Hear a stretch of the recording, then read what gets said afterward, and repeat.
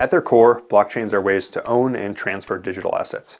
And even with all of the crypto applications available, sending assets is still one of the most important uses of blockchains, with tens of billions of dollars transacted peer-to-peer every single day. In this video, we're going to show you how to make your first crypto transaction. We'll go through how to withdraw from an exchange and how to send crypto to a wallet. Welcome back to the DeFi 101 course. This course was made in partnership with the Solana Foundation and is designed to take you from a crypto investor to a crypto user. For the full course playlist, as well as supplementary written materials, check out the video description. Now let's get into it. First, let's talk about withdrawing from an exchange. For this tutorial, I'm going to show you how to withdraw SOL from the exchange, since this course takes place on the Solana blockchain, and we'll need SOL to do that. First, you'll need two things. One, SOL in an exchange account. Two, a Solana wallet like Phantom. If you don't have a Solana wallet yet, you can watch our other video about how to set up a Phantom wallet in this course's playlist. Note that it needs to be SOL that you withdraw from the exchange first. Why? Network transaction fees on Solana are paid in SOL. These transaction fees are known as gas. Gas fees are necessary because they make it costly for bad actors to scam the network. They also provide a way for network validators to prioritize transactions during periods of high activity. Basically, they're the network fee. Alright, so once you've bought SOL on an exchange and set up your wallet, we're ready to get started.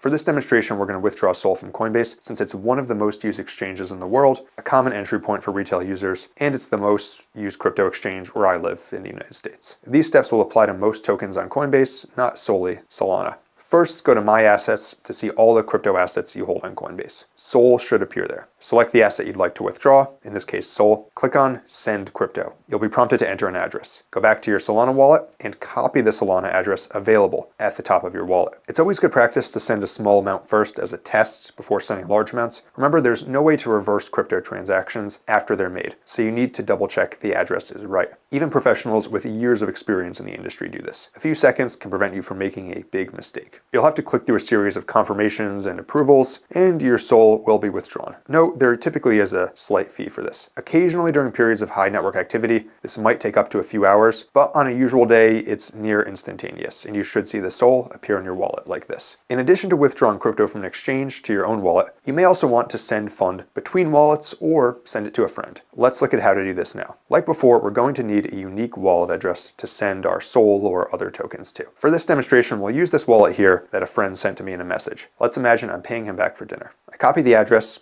Next, I open up my Phantom wallet and click on the token that I want to send. Since I'm paying him back for dinner, I'll send USDC. I click on USDC and click on Send. Next, you'll be prompted to enter the address and amount. Paste in the address and enter the amount. Now, I always recommend double checking the first and last few characters in the address and sending a test transaction first to be safe. It's always good to have extra safeguards. Once I've confirmed that my friend received the test transaction, I can proceed with the full amount. And just like that, you are sending crypto peer-to-peer. After this video, you should understand how to make a crypto transaction and how to withdraw funds from an exchange. Even more exciting, now that you have SOL in your Phantom wallet, you're ready to start using the many other crypto applications that are only available to on-chain users. And that's what much of the rest of this course will focus on. Reminder that to keep up to date on new opportunities in the crypto market, check out our newsletter at newsletter.dynamodefi.com. And if you want YouTube to show you more videos like this, be sure to like and subscribe. Thanks for watching, and until next time, this is Dynamo DeFi.